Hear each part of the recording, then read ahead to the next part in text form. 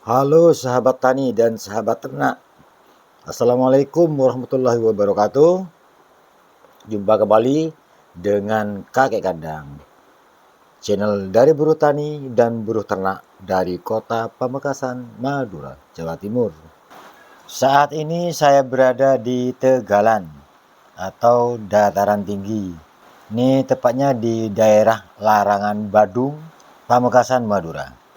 Karena ini daerah dataran tinggi teman-teman, jadi tidak bisa ditanam padi teman-teman. Saat ini musim hujan, di daerah ini ditanami jagung. Hampir semua lahan ditanami jagung teman-teman. Dan tanaman jagung ini juga termasuk patas teman-teman, pakan berkualitas. Jadi ada dua fungsi di balik tanaman ini, berfungsi untuk manusia dan berfungsi untuk ternak kita. Dan untuk daerah ini teman-teman, ini jagungnya jenis jagung lokal teman-teman.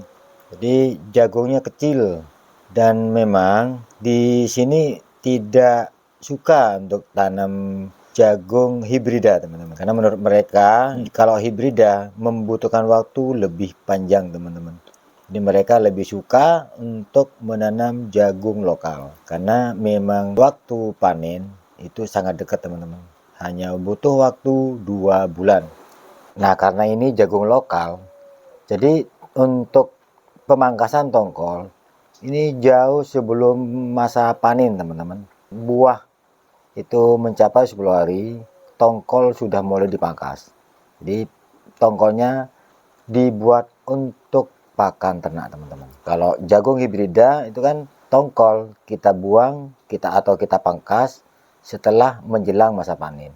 Dan tongkol jagung ini sangat pendek teman-teman dan juga kurus.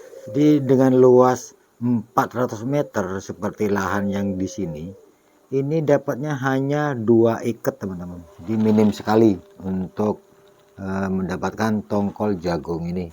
Dan untuk tebon jagungnya di sini teman-teman, ketika tebon jagung masih hijau, meskipun setelah panen jagungnya dan tebon masih hijau, ini masih bisa dijual teman-teman. Tapi ketika tebon itu kering, ini dibagikan secara gratis teman-teman. Jadi termasuk saya juga, ini kalau saya ngambil tebon jagung kering di sini teman-teman dengan gratis.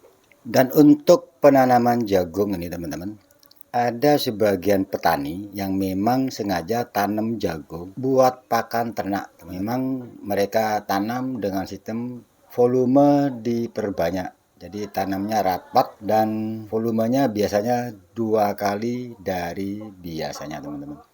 Dan memang ini tumbuhnya padat dan agak kurus teman-teman, tapi volumenya lebih besar. Ini sengaja untuk dijual kepada para peternak atau pedagang pakan di pasar teman-teman.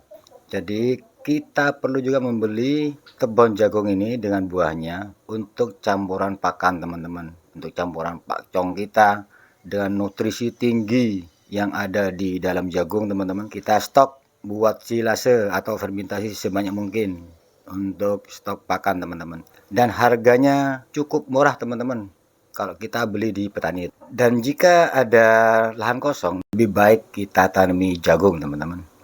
Jadi di samping ada rumput yang sudah kita tanam, itu perlu juga ketika ada lahan kosong kita tanami juga jagung atau bisa saja sorghum juga teman-teman. Ini nutrisinya tinggi sekali untuk tambahan atau pelengkap gizi atau nutrisi dari pakan ternak kita. Dan kalau saya pribadi ketika saya panen jagung teman-teman, saya pilih dari beberapa jagung teman-teman yang bisa kita bakar teman-teman. Jadi enak juga ketika kita istirahat untuk chopper tebon jagung dan jagungnya, kita makan juga jagung bakar teman-teman dengan santai ya.